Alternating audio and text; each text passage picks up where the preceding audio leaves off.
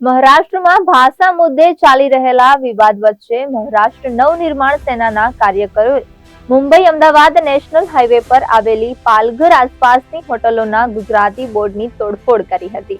હાલોલી ગામની હદમાં આવેલી હાઈવે હોટલોને નિશાન બનાવાઈ હતી. મોટાભાગે મુંબઈ અને ગુજરાત વચ્ચે અવરજવર કરતા પ્રવાસીઓને ધ્યાને રાખીને હાઈવે પર આવેલા સાતીવલ્લી, પુડે, હાલોલી, દુર્વેશ, મસ્તાન નાકા, टाकवाल, नांदगांव, आवढनी, चिल्हरफाटा, वाड़खड़कोना, सारोटी नाका, आंबोली, तलासरी, सावरोली, अछाड़ गामोमां आवेली होटलोना बोर्ड अंग्रेजी અને હિન્દી ઉપરાંત ગુજરાતીમાં પણ જોવા મળે છે.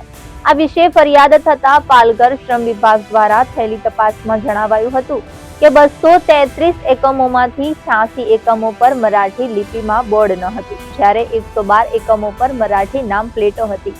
આ કિસ્સામાં શ્રમ વિભાગે 17 એકમો સામે દંડાત્મક કાર્યવાહી કરી છે.